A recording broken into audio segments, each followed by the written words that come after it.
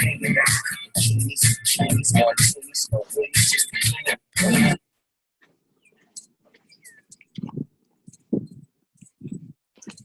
everybody, I'm so glad you guys are all here tonight, and we got two amazing couples joining us, and I'm sorry that I wasn't able to get on last week. I mean, we had some craziness with the baby, and I just got out of the hospital, and so tonight's my first night back in the swing of things, and I'm just excited to kick things off with this Zoom. We have Erin and Kyle Tweed on the Zoom tonight, and we also have Kristen and Travis Butler. I don't know if they're on yet. Hi, we are. They're gonna go last. Oh, there they are. Okay. So I'm gonna go ahead and get started, and we're gonna talk to Erin and Kyle first. They just went Ambassador Diamond. Yeah. And just go ahead and tell us your guys' story, your history, what life was like before it works, and a little bit about how you got to where you are so quickly. Okay. So I'm Erin Tweed. This is Kyle, my husband. Hold on, you're muted. Oh, shoot. I was thinking I was muted. Am I still muted? I can't hear you. What the heck? Can you hear me? We can hear you. Okay. That's weird. I can't hear Travis and Kristen either. I can hear you. I can.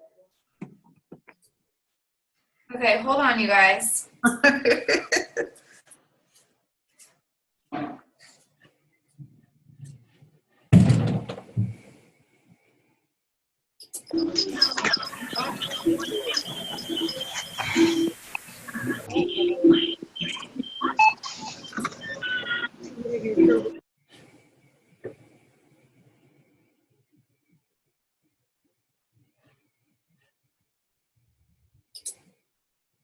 Erin, try to talk again.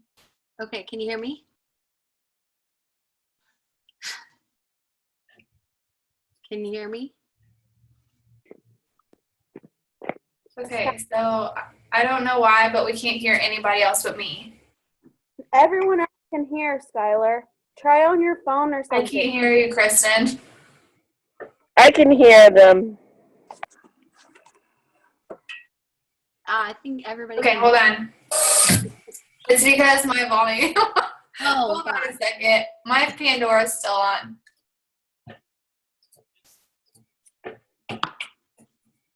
Oh my gosh. Okay, try now. okay. Can you hear Oh me? my gosh. Okay. Go ahead. I'm so sorry. No, you're good. So I'm Erin Tweed. This is my husband, Kyle. We're 27, and we got started in the business almost 2 years ago. It'll be 2 years at the end of July, so we're about 22 months right now, and really just got started to help with like making some extra money to help with childcare. At the time right now we have a 2-year-old little boy, but at the time he was in private school 5 days a week, and so we were paying over $1,000 a month just in childcare alone. I was a nurse before, so I don't know why you have to always mess with this. Okay. I was a nurse before. I was a nurse navigator, so I actually took care of patients and saw them before they went into the OR. So I was up at 4:35 every morning seeing patients, and Kyle was in wine sales, and still to this day, I don't know why he left because it was a blessing, but it's fine. But so we just, were just newly married, had our son, and really just wanted some extra money to kind of help with anything that we could use, because otherwise it's just kind of making everything month to month and living paycheck to paycheck and hoping that nothing else, breaks in the house or no other crazy expenses. And Kyle's originally from St. Louis, or from Indianapolis, and I'm from St. Louis. So when we moved to Texas, one of our big things was we couldn't really ever go home to see family. And so that's something that with this business we've been able to do is, go and travel and visit our families more, and just spend more time, especially closer to the holidays, because that wasn't something we were able to do. So that's a little bit about us. And then in March, I hit Ambassador and Kyle hit Triple Diamond. So it's just kind of been a really crazy 22, almost 2 years. That is so awesome. And I want you guys to talk about how you guys kind of got into this business and you had like no hesitation. And I think the biggest mistake that people make is they get into it and they're not intentional. They really just don't try to figure it out, and they take their time. And I think it's really important that you get your business off the ground from the very beginning. So can you guys talk about that, how you worked with urgency and just didn't really hesitate a whole lot? Yeah, so I think the biggest thing is this was something definitely out of my comfort zone. And when I first got started, Kyle was not super supportive. I was not very urgent. Yeah, not urgent at all. But me being, I'm competitive, so that just gave me that extra push to work harder. But really, it was just I didn't know anything. I just kind of worked like my head was on fire, and I just put my head down and I went to work. And Alyssa said, you post these amount of times a day, you should reach out to this many people. And so I just did what worked for me in my schedule, because I think sometimes it can get overwhelming for new distributors. Like if you're listening and people say, I'm going to message 50 to 100 people a day. But when you're working full time, it gets overwhelming where people don't pick a number or don't work their business in a manner which is going to work for them in their schedule. And so they get overwhelmed and they stop. So I always tell my team, I'm like, you have to just work with what's going to work for you, because you need to make sure that whatever you're doing is going to be something that you can do every single day and repeat it. I think something with her that I really noticed was she didn't expect handouts when she joined this business. A lot of people sign up and expect to be built, and we moved here 4 years ago, so we don't really know anyone in Houston. I mean, we do now, but at the time we did not know anybody, and she didn't make excuses like, I don't have a warm market down here, we're far from home. She just went to work and built her business. Like, she treated it like a business. Like they say, you treat it like a hobby, it'll pay you like a hobby. You really go after it and treat it like a business that it is, you can get paid and it can change your life. So That's awesome. What do you think clicked with you, Kyle? Like at what point did you start getting more involved? Honestly, the first thing I noticed that I loved was her confidence just skyrocketed. So I'm kind of like, dang, what's going on with this? Like, she was just she found her passion. She was extremely passionate, and then obviously just kept slapping me with those paychecks, and that didn't hurt. So I just finally was like, man, this is something that we could really run with. And then when I swallowed my pride and jumped on board, it really just started taking off like crazy. I was like, well, if she can do this by herself and have this much success, I would like to push her and do it as a couple and see where we can take this thing. That's awesome. What would you say to a guy that wanted to find his role in the business and figure out how to fit into it? Like, what do you do on a daily basis? It is still a process. I mean, I've changed my role tons of times. I run my own Instagram and really try and push that. I'm not as good at it as she is. I've done such stuff as just dishes around the house, laundry, taking care of our son. The biggest thing with me that I noticed was when we started communicating, I would ask her, what's going on? What does this mean?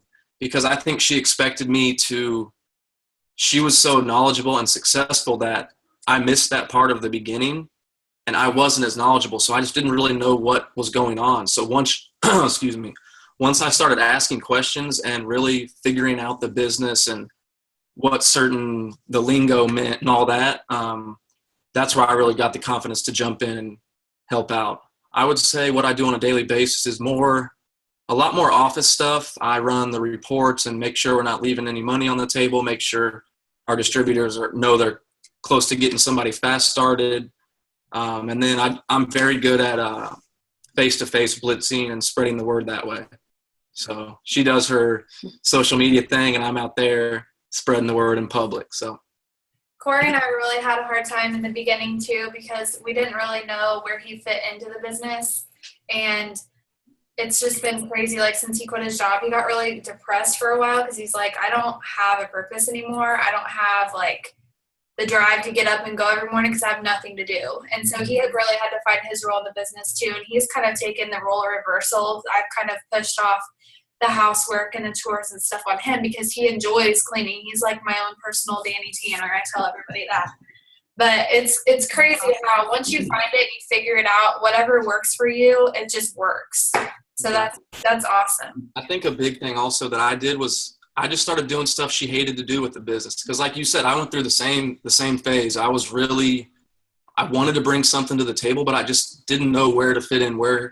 I think all the guys get to that point. I just started doing stuff she hated. Like, she did not like going in and run reports and signing up loyal customers. So I would do all that.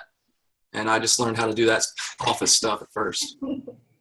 That's awesome. That's a really good idea. I'm going to tell Corey that because he needs to do everything that I hate doing. So how do you guys help your team fill volume quickly for promotions? I think the big thing is whatever you're looking for. So if you're, really promoting to fill your chart with distributors, then you post and promote about distributors. If you need volume, then that's really what your post should be geared towards. We really try and help our teams get together their hundreds list, or even kind of going back through, because I know sometimes you get as many messages as we do in our inbox all the time, it's like your potentials can get lost kind of in the mix. So we just really work at the beginning of the month, or on your days, take time and go back through a couple months, because there's probably somebody that you missed, and really it's just kind of figuring out I have all of my legs that are diamond and below in a chat. So that diamond leader can kind of lead that chat.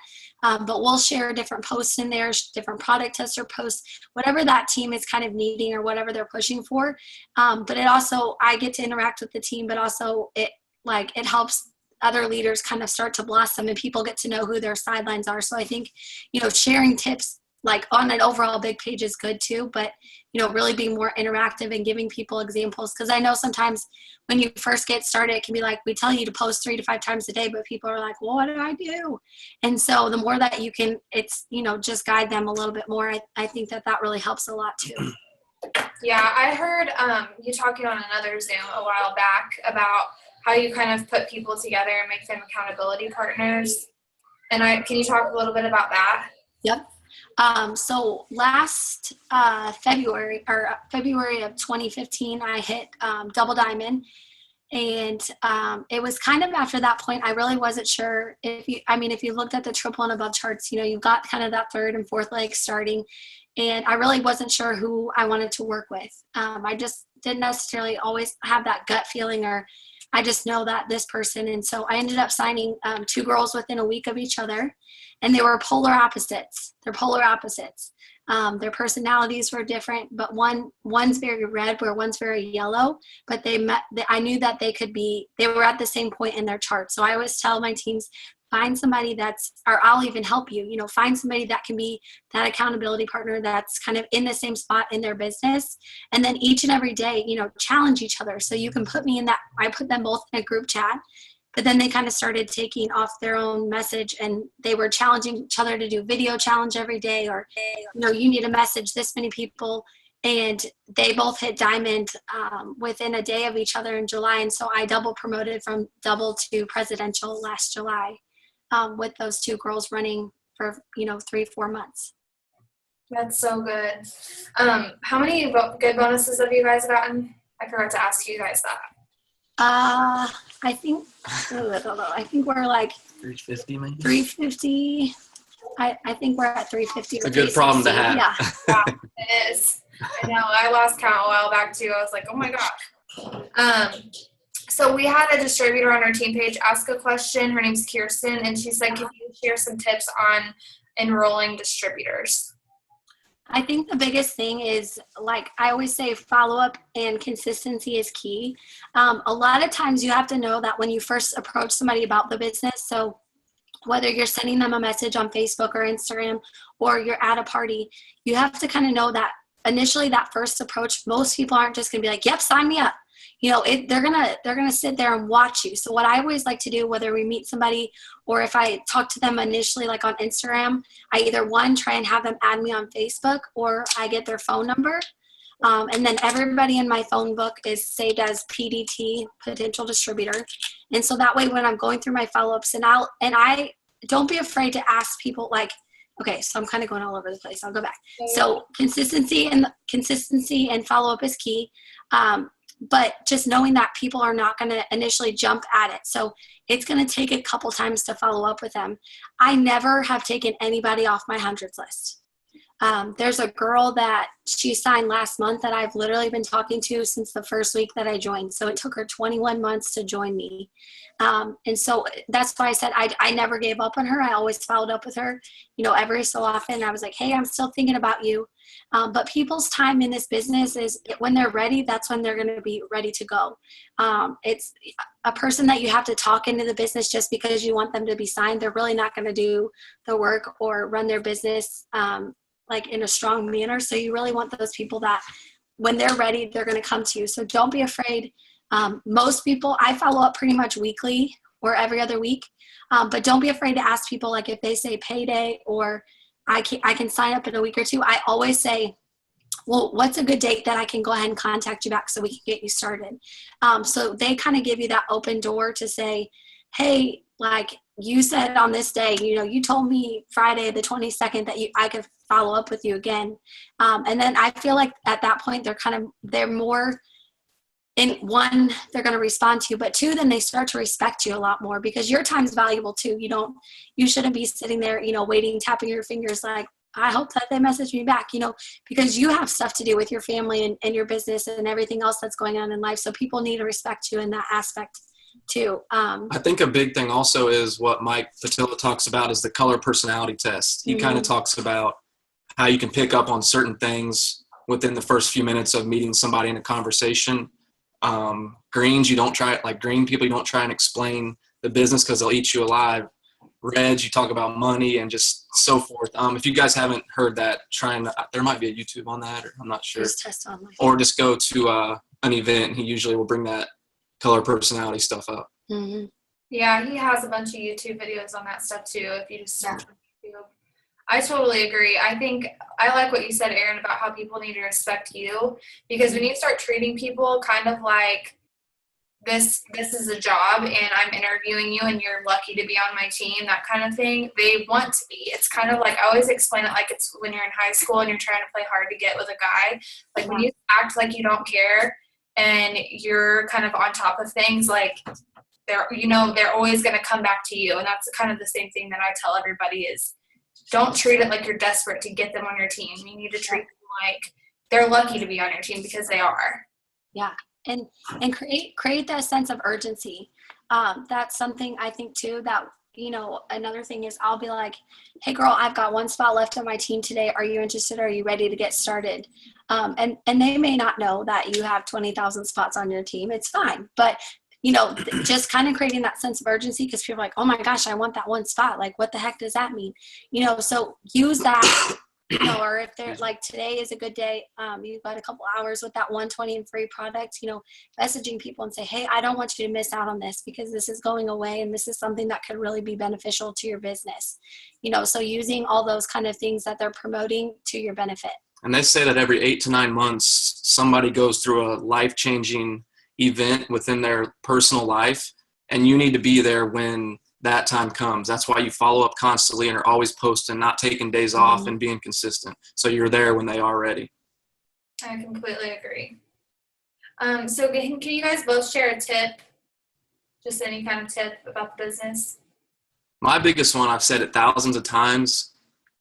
A, if you don't have he doesn't have to be supportive in the business, but he should support you, your male, or your significant other. And B, get them to events. That's what changed it for me. That's what changed it for multiple guys on our team. That's what I hear constantly from other men is they had that aha moment when they were surrounded by other like-minded men at an event where they thought there was only girls at. So get your men to events was a big one for me. Absolutely.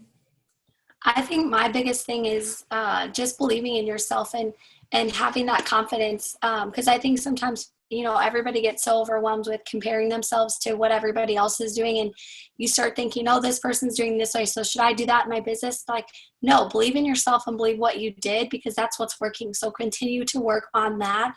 And you can do whatever. I mean, everybody has different tweaks in their business. And that's the beautiful thing, is that we all learn from each other. But a lot of the top leaders, if you look at them, they believe in themselves. They have confidence.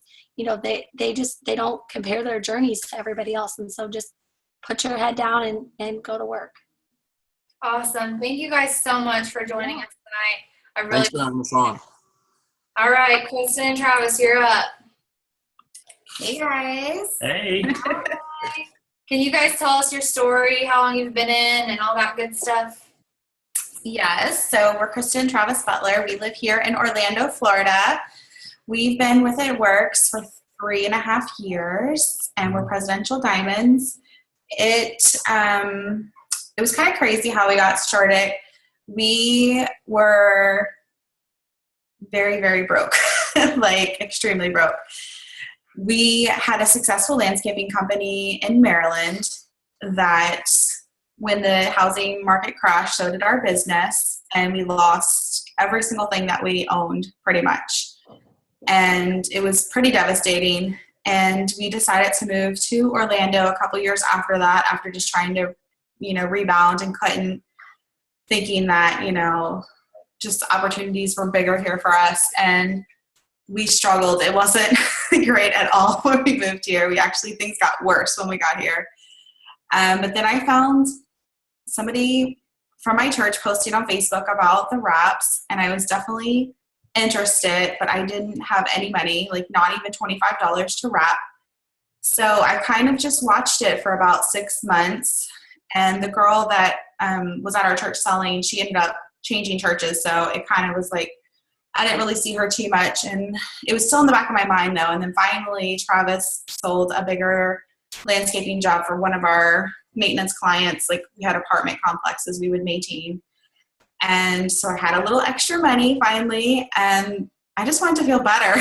So I knew $25 would make me feel better about myself because I was just so intrigued about the wraps. And then, of course, it ended up costing $50 because he didn't want me to get sexy without him. No, I didn't want her to get sexy at all without me. Like, no. So I rap too. And then she always makes up fun of me because I ate like a giant cheesesteak. And it still worked. So, so it was all good. I was like, you are so wasting our money right now. Like, stop eating that. And it wasn't even like a 6-inch, not even like a 12-inch. It was like an 18-inch. I didn't even know they made cheesesteaks that big. She's lying. It might have been 18, but I only ate like 15. But, okay, so we take the wrap off, and I mean, oh my gosh, the results were so amazing. Mm-hmm. Like my belly button lifted like 3 inches off the ground. It was like sad, and then also it was happy, and I was like, oh my gosh, like that's just what I noticed. My belly button was like the biggest thing. I was like, oh my gosh, we have to figure out how we can do this because I want all these products, and I know we can't afford monthly all of this stuff. So I just saw dollar signs running through my head, and I was like, let's just try it. Like I'll just get the free products. I'll get my mom and my aunt and stuff to order just enough so I can like cover our own products. And so that's just how we got started. We got started that night. And then, I don't know, the vision of what it could be just instantly clicked for me. And they had a $10,000 bonus if you went diamond in 3 months at the time. And I just started working for that so hard. I did not get it though. I only promoted to Ruby in the 3 months. So well, you're halfway there. yeah, I was like, oh my gosh, I thought for sure I was going to do this. But we went to conference that January. And so a month after the deadline, and they announced that we had a chance to get it again. Like if you haven't promoted to diamond yet and you do it by March 31st, you'll get a $10,000 bonus. So I was like, you know what? No more playing around. Let's really do this time. And I actually promoted from Ruby to double diamond in March. And Travis went from executive to diamond also. So we got 2 $10,000 bonuses that month. And then 2 months later, we went double diamond and triple diamond and earned another $25,000 bonus. Then a year after that, we went presidential. So 20 months to presidential. We're holding there for now. Not quite ready to get that leap where Erin is to ambassador, but we're fighting for it. Yeah. So I always tell people, like, when they take the good bonuses back and then they release them again, like, you guys had to have done a lot of work between the time that you went Ruby and when you went to conference to be able to go double diamond right after that. And I kind of had the same scenario going on the exact same year. I was an emerald and I wanted to promote to diamond, but I barely missed it. And then as soon as he announced that, I was like, oh, this is easy. I can just hurry up and promote. And then I went double diamond. So it's awesome that you did that. Can you talk a little bit about what you did in between the time?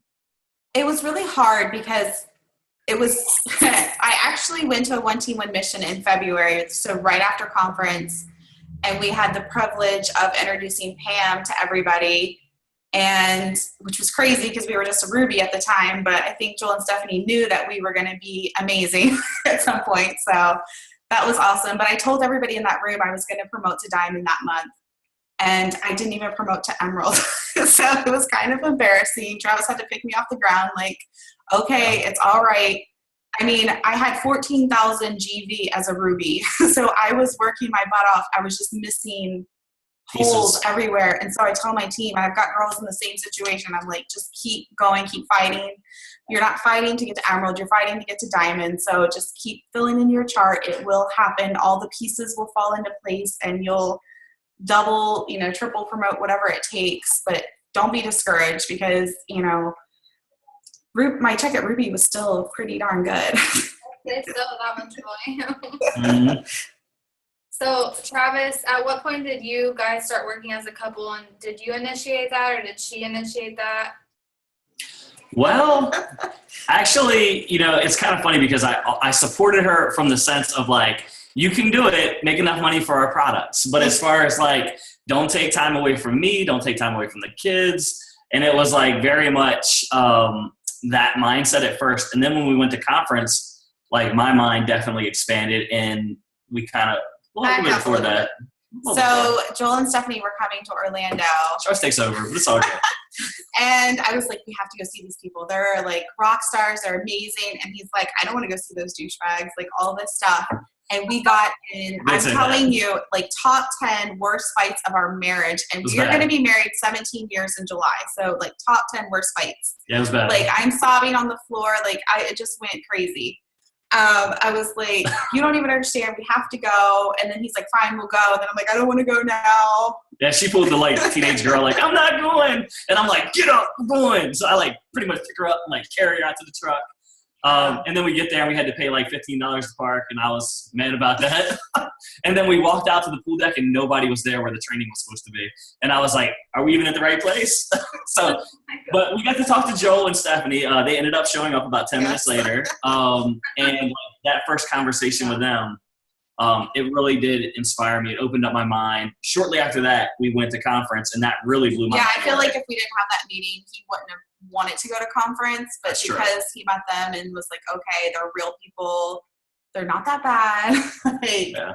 We can be them. Like, that's what really opened my eyes, was seeing that they were just normal people training their team beside a pool. And I was like, this is all you have to do to be a millionaire. I was like, I can totally just sit around by a pool and train people. Like, that sounds good. Yeah. You know, Yes, you can talk about it.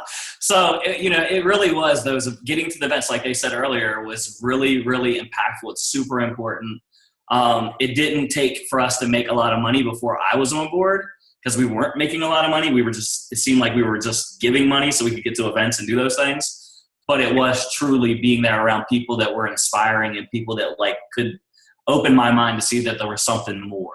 So the one thing I would say is really invest into people, because if you're investing into them, they can see the vision a whole lot clearer. Thank you. That's awesome. I totally agree with that. So what do you guys do, like if someone under you or if you are promoting and you're really trying to push hard for volume, what do you guys do to fill that volume up fast? So we have a really cheesy YouTube video called Catching Fire, where Travis actually catches himself on fire in the video. I wasn't totally on fire. It was just like a little bit of my hand. It's all good. But the idea is, okay, so let's say you're trying to go diamond and you've got your diamond chart filled out and you're looking at the people. It's kind of hard to like go to your emerald and be like, okay, look, you're only like 3,000 GV away, and then being excited about it. So what we kind of figured out, if you start actually at the bottom of your chart and you go and look for all those people who have not yet gotten their 4 loyal customers, and just encourage them, hey, you're so close to your 120. getting your free products or going to those people that are really close to being for the first time, like in the 400 club, and encouraging them, and then working your way up the chart. So then you can approach your executives and be like, look how close you are from executive. Like this person is, at 350 and this person, is at 300. If you just got a couple of orders, you could be executive this month and then go up to rubies and so on and so forth. And just encouraging up the way, showing how close they are and all the people under them that are working. I feel like it's so much more obtainable in the person's eyes when they see it that way versus starting at the top and being like, look at all these spots you have to fill yourself. You've got 8 more distributors to get for your diamond. Keep going. Yes, I love that method too, and I've used it since I've met you guys, and I've shown so many people that video because it truly does work. And I try to print people's charts out, even if they don't live anywhere near me and I can't physically give it to them. I still send them a screenshot of their chart showing them how close they are, even if they're not even that close at all. I want them to see the 2 boxes that you have to fill, and this is the volume you have, and it just kind of puts it into perspective for them. And I do that every time someone's trying to promote to a higher rank like diamond or even emerald, because I want to help them break it down so it looks smaller and it's not so scary to them, like you guys were saying. I started doing something, let me see if I have one right here. I didn't think about this. I started color coding the charts before I send them out. Hold on. Okay, here's one that I've kind of done. And so each color represents who that person is kind of responsible for. So even in a ruby, I'll have the executive in pink, and then I'll have the ruby and the top 2 boxes in green. So I'm like, okay, if this person just concentrates on getting the top 2 boxes at 400 and the executive concentrates on their 2 boxes, then you're so much closer breaking it down that way. And then it's so easy to show the person and say, okay, this color is this person. And they can kind of visualize it and compartmentalize, who is doing what. It works really good too going into the next month as well, because they kind of have an idea of what they need to focus on, whether it's, they need these 2 more distributor boxes and they can be posted for that, or little customers to fill those boxes along with it. I mean, it can get overwhelming. I get overwhelmed sometimes when I enroll somebody new. I'm like, okay, where do I put this person? Because there's just so many options. If I feel if I give them a direct game plan, this is where you're concentrating first. And then once this is where it needs to be, then we'll move to another spot. It just is kind of easier on everybody. Yeah, I love it. I love that method that you guys have. I have 2 questions for you guys from our team page. The first question is from Ashley Austin. She wants to know how you had to, what have you had to overcome in your journey in order to be successful? You want to go first? You got it. Okay, so I am probably the most shy person ever, naturally, when I started this. And I just didn't think I would be good at it. I didn't think I would be able to be outgoing enough to blitz people, talk to people, do talk on stage, talk on a Zoom. I wasn't super outgoing as far as I didn't have a huge network of friends. I was kind of a private person. I was overweight, just pretty much not your ideal distributor when you think about it. I wasn't that girl that people are I want her on my team. She's going to be a rock star. But what I did have is ambition. So Travis and I are entrepreneurs. We've pretty much never worked for anybody longer than me, 2 days. And Travis made it a little bit longer, but I just wanted it for my family so bad. And I just trusted God that he would give me the strength to get through the moments that I needed to get through. And so I've grown so much as a person. I don't get that nervous anymore speaking in front of people. And my confidence in myself has grown. And I'm way more outgoing now. I have no problem blitzing people and doing all of that. And so I had to do a lot of personal development. And so that's one of my biggest tips to you is we started going to the gym 5 days a week. And in the beginning, I would just listen to music. And now I listen to sometimes it's a sermon. Sometimes it's just a Jim Rohn video or something. I listen to that while I work out for an hour instead. And I noticed that my attitude and my outlook. And I'm just like, sometimes I want to be like, yeah, like while I'm working out. And it's just like, it puts me in such a better like mood for the day. And I attack my business so much more when I've done that in the morning versus just waking up like, oh, okay, like what do I do now? Because it is kind of hard when you own your own time to, you know, kick yourself in the butt every morning to get up there and go work. And so listening to those videos, like while I'm working out, just totally pushes me and helps me grow into the strong leader that I need to be. Yeah, I think that was good, by the way. I think for me, it was really finding the position as a spouse in this business can be extremely difficult. And although like pretty much just a couple months in, I was like on board with her and helping her, and I could answer anybody's question about it. Finding that balance of it wasn't even the money, because, you know, we always worked together in the business, like our other businesses. So like we always just, it was what it was. It was our business together. We never did like it was my business or her business. It was always our business. And I thought that was always good for us. But finding that position where she was going on like retreats and, you know, doing different things that, and getting, you know, caught up on stage to talk, it was hard not like when I'm like, oh, I worked just as hard in the business as she did. Like, why? What? No, that's not fair. And so it's like, it kind of was that sense of finding my role and how to work the business and how I could do it and not just support her, but be a equal partner in it for her. And where I could find my value. Because I think that a lot of times as a spouse, you do lose your value in life. And even as a lady in this business, I think that it's so empowering watching them find their dreams and be able to set their goals again. So by them being able to define theirs doesn't mean a husband should lose theirs either. So it's just really finding that position. Like for me, I write all our team calls for every week. I write the team calls. I answer all the questions on the team pages. I do most of the trainings on the team pages. And I let Kristen focus on what she's best at, which is building new business. And that's just what we found that works for us. But that was what I had to overcome, was finding my place.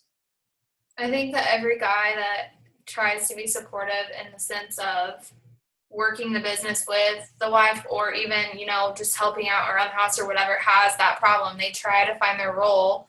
And that's why, I love the conscious coupling they did. What was it, at conference, or was it green carpet? I don't remember, but it was at an event. And they had, just different couples just sharing, the struggles that they've been through. And it's completely normal. At first, normally the husband's not on board. Sometimes the husband's on board before the wife. There's so many different scenarios. But there's always a role issue. Everybody always has to figure out their place in the business. And it's never the same as anyone else's place. We all are friends and we all hang out and stuff with a couple of other people, and we all have a different role in the business. It seems Corey's kind of a behind the scenes kind of guy, and Travis is the motivator. And it's just, there's just so many different roles that guys can play in this business, and they kind of just get to pick what they're comfortable with. And I think that's why I love it. So the next question kind of ties into your personal development stuff. Ashley Lee Burt asked, what are some good leadership books? I want to continue to grow as a leader, but I can't find a good book to read.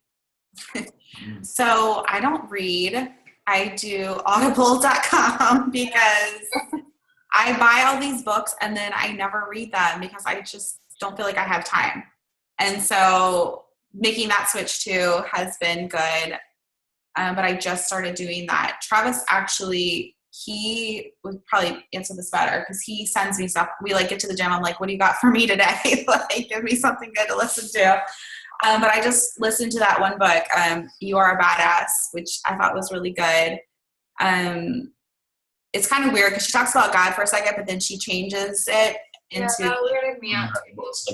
She talks about source energy and stuff like that, which is kind of weird, but I can differentiate in my mind, just kind of The Secret, how it's kind of new age sounding. You have to be able to flip it in your head and know, when they're talking about the universe and stuff, they're talking about God. But it was kind of cool because she was talking about source energy at one point and how you plug into it And I thought it was kind of an aha moment for me to think about, like, yeah, God is my energy. And when I'm feeling like low and drained and I need that recharge, I need to plug into him, and he's going to give me the strength to keep going, because being a leader is hard work. Like, I thought when I got to this level, it would just be like amazing and my life would just be so easy. And it is in a lot of ways, but in other ways it's so much harder because you have so many more people counting on you and things like that. So, and you're constantly pouring into other people and you're not necessarily getting that yourself. And so you really do need to take the time to find out what's going to refuel you. And so sometimes, like, I just need to listen to like some worship music or pray for a little while or something to just kind of be like, okay, I'm good. So I kind of liked how she made that correlation about plugging into your energy source to fuel you back up. But you know a lot of good stuff if people want to. Well, one of the first books I'd recommend is Think Like a Billionaire, because your mindset has to be totally right.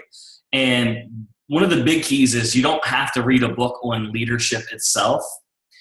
What you have to be is you have to be full and you have to be uplifted and you have to be ready yourself to face the day to be the kind of leader you need to be. It's not always about just tips and learning about leadership. It's about just leading by example. And if you know how to live your life and how to work your business, you are being a leader. You're already a leader in that mindset. So Think Like a Billionaire is great just because it gets your mind open up to the right way that you need to be thinking about how to spend the time in your day, how to go about your day and be successful. That would definitely change my life. This business is like 90% mindset.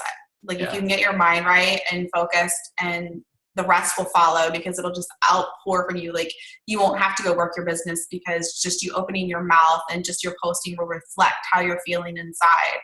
So, but also on top of that, keep yourself lifted up. I love what she said about that. If you're looking for a great one just on leadership that's going to inspire you, type in, when you do a YouTube search, TD Jakes leadership, and it will pull up an incredible lesson that he did on leadership. And the points that he makes in it will truly help your business grow. And anything Les Brown is going to get you ready to go for the day and get your business just fired up and take it to another level for sure. Okay, awesome. Do you guys want to share a tip before we go? you go. I shared all my tips. You shared all your tips? Okay, so I guess since, I'm a guy, I'm just going to give you this tip. When you're working your businesses as a couple, really focus in on how you use your words. It's extremely important. One of the worst things I can tell you is when you say something like, I'm going to go work my business today, or something along those lines. Make sure you're really using words like we and our, because if you really want them to be engaged with you, if you want them to be part of what you're doing, you need to make them feel extremely included. And it doesn't hurt to, show them that you appreciate the things that you're doing. So if you go out and you do a party, when you come home, show them that you made some rack cash, give them a back rub, or figure something else out that will just make them a little bit happier and excited that you came home, You need to figure out their love language. Yes. That's a good way to put it. That's kind of, correct. That's the right way to say it on here. But really, really focus on that, and just let them know that you appreciate that they're doing something for you. Like Corey cleaning the house and stuff. Like, that's not really Corey's deal. He is more into it now, but in the beginning, he wasn't really down for it. So, just really focus on showing them that you appreciate the time that you're away from them and you're working your business. Yeah, I would say too, don't fall into management mode. It's so easy to be in denial that you're doing it, because I totally was last year and kept saying I wasn't. And now that I'm looking back on it, I was like, I totally was, the whole year, just so worried what everybody was doing, making sure I was doing everything I possibly could. I was micromanaging my whole team, and I had to let them go so they could become the leaders that they needed to be. And so I delegate way more of that kind of stuff now. And I'm truly focused on building my business, because I have so many more lives to change. And if I'm fiddling around with my team all the time, I'm not finding those people that need me. So delegate. You don't have to like be a perfectionist on everything. Things don't always have to be like exactly how you would do them, as long as they get done. I kick them to the curb now. I'm like, nope. I'm like, you ain't gonna be the 30-year-old living in my basement. Boom, get out. Go work your business. That's funny. All right. Well, you guys, thank you so much, all 4 of you, for getting on the call tonight. I know everybody really appreciates it, and I can't wait to post the recording because this was awesome. I'm just glad you are in your house now and not in the hospital anymore. Yes. You have no idea. It was horrible. I was in jail. It wasn't even a hospital. It was jail. Well, we're glad you're unlocked. Yes. Thank you. All right, guys. Have a great night. Bye, guys. Bye. Bye.